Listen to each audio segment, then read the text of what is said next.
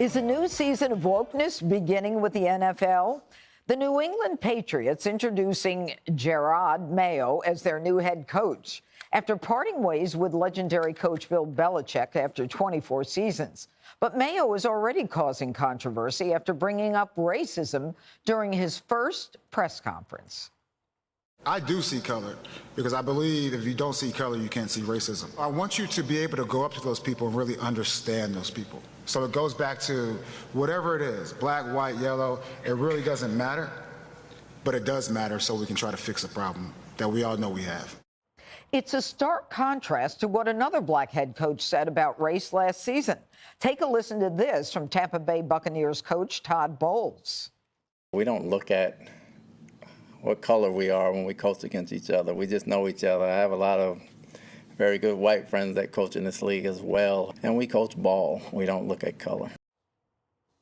Interesting, the contrast. So if you don't see color, does that mean you can't be a racist, Jesse?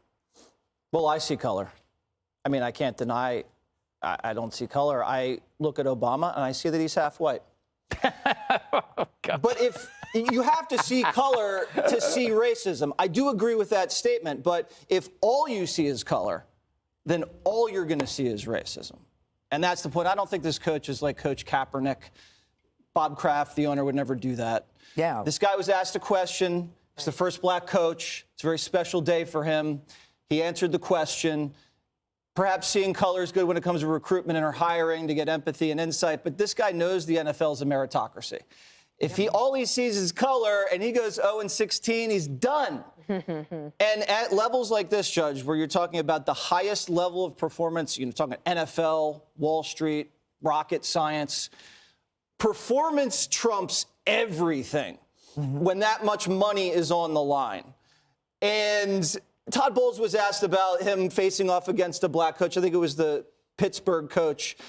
They're both like in the league for so many years. They don't even give it a second thought. They're just going up against their colleague. And, you know, the more they focus on race, the less they're focusing on X's and O's. And then it just becomes a distraction. Greg, 56% of the NFL is black, and I think 25% is white. Do you think the players see color in their coaches? Probably not. But I mean, I empathize, because imagine growing up black and your last name is Mayo. You know,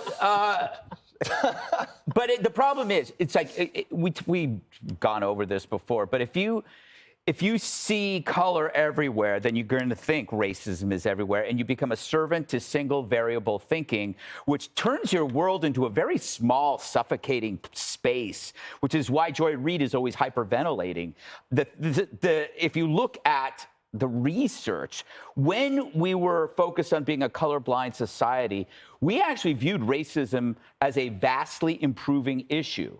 And once we went from seeing it as an improvement to becoming something that is hopeless, it's now people see it as a big problem. Once we obsessed over it, and we kept introducing it to every issue, including climate or the arts or the move, whatever, now it's like, oh my God, we can't do anything about it. We might just give up. Now you have like ceremonies that are segregated, and that is seen as not racist. Right. And how did that happen? And play dates. And play dates. Right. I know, I'm not allowed.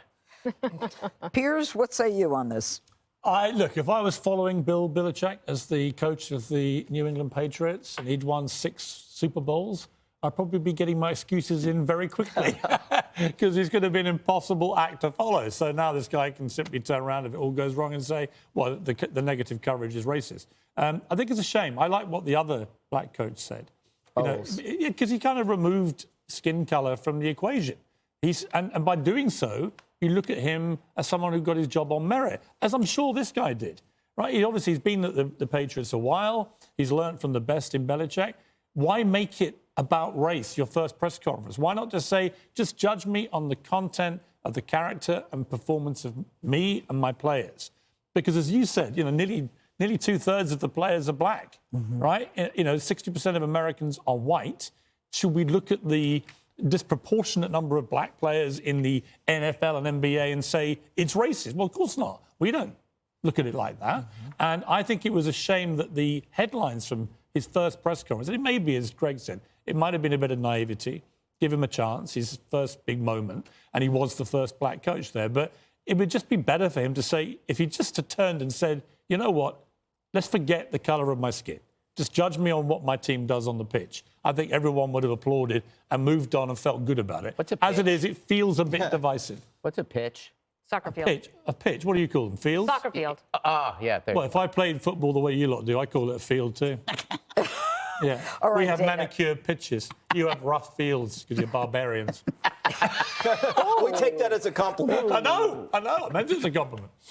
Dana, the Patriots are in need of a quarterback. So does Mayo go to Colin Kaepernick? Well, maybe Tom Brady will come out of retirement once again. No, he said they had that party. Another He wasn't old gonna white do guy, it. Dana. I don't know anything about quarterbacks, but I will say that the media and even the sports media likes it when they talk about racism because it gets clicks. And so all of these coaches have to know that this is coming and you're going to get this question. So be prepared and get media trained and figure out what you want to say, because the NFL is finally has crawled itself back from the Kaepernick stuff, right? So it's crushing it right now. The ratings are very good. Remember how bad it was a few years ago? Yeah. They don't want any part of this either. So if you're a comms person for the NFL, smarten up, get your people ready.